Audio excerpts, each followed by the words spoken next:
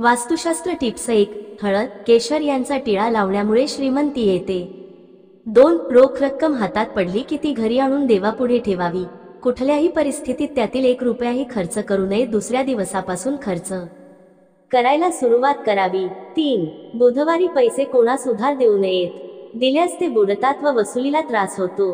गुरुवारी पैसे देणे चांगले. मंगळवारी कर्जाचे पैसे देऊन कर्जफेड करावी. शुक्रवारी कर्जफेड स्थितीत सुधारणा होते. मंगळवारी पैसे कर्ज घेतल्यास ते लवकर फिटत नाहीत. 4. संध्याकाळनंतर दिवे लागल्यावर कोणाला पैसे देऊ नये. तसेच राहूच्या होऱ्यात पैसे देणे घेणे व्यवहार करू नये. 5. सूर्यास्ताअगोदर मोठी खरेदी करावी. सूर्यास्तानंतर मोठी खरेदी केल्यास व पैसे दिल्यास लक्ष्मी नाश पावते.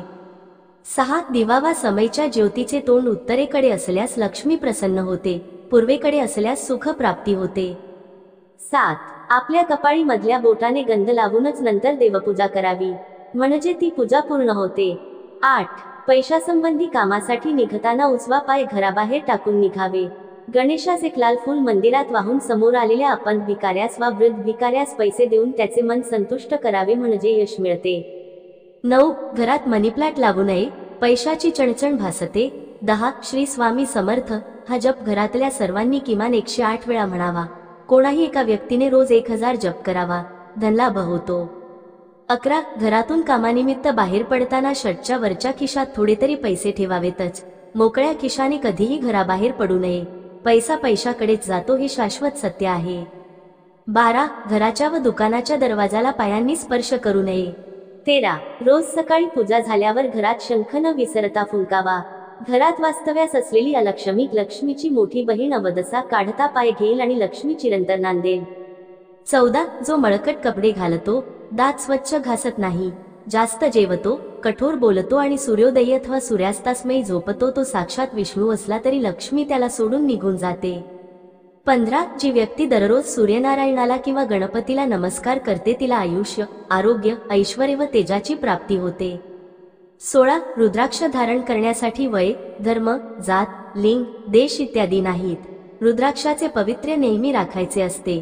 त्यामुळे रुद्राक्षाची माळ झोपताना अथवा शरीर संबंध ठेवताना वापरू नये. रुद्राक्षाची माळ घालून मृताजवळ जाऊ नये. कोणत्याही कारणाने रुद्राक्षाची माळ अशुद्ध झाली तर ती दुधाने धुवून घेऊन श्रद्धापूर्वक तिची पूजा करावी व नमः शिवाय या मंत्राचा 108 एवढा जप करावा व नंतर रुद्राक्ष माळ धारण करावी. 17. दर गुरुवारी तुळशीला थोडे दूध घातल्याने घरात लक्ष्मीचे कायमस्वरूपी वास्तव्य राहते. 18. एखाद्या मंगळवारी हनुमान मंदिरात जाऊन 1 किलो गूळ अर्पण करावा व तिथेच बसून हनुमान चालीसा चे 11 पाठ करावेत. अनावश्यक खर्चाला पायबंद बसेल. 19. कामानिमित्त घरातून बाहेर पडताना एखादे तुळशीपत्र तोंडात टाकावे. पैशाभावी अडकलेली कामे मार्गी लागतील. 20. दर पौर्णिमेला रात्री 12 नंतर लक्ष्मीचे वास्तव्य काही काळ अश्वत्थ वृक्षावर म्हणजे पिंपळावर असते आणि म्हणूनच ज्यांना शंका होईल त्यांनी अश्वत्थ वृक्षाला 10 प्रदक्षिणा घालाव्यात. आर्थिक अडचण कधी उद्भवणार नाही. 21. घरातील फरशी पुसताना थोडे खडे मीठ पाण्यात टाकावे. त्यायोगे घरातील नकारात्मक ऊर्जा नष्ट होईल. लक्ष्मी प्राप्तीतले सर्व अडथळे दूर होतील. 22. घरात, दुकानात किंवा कार्यालयात मुरली वाजविणाऱ्या श्रीकृष्णाची तसवीर पूर्वेकडील भिंतीवर लावावी. कर्ज घेण्याची वेळ कधीच येणार नाही. 23. नोकरीमध्ये प्रमोशन मिळत नसेल तर हा उपाय करावा.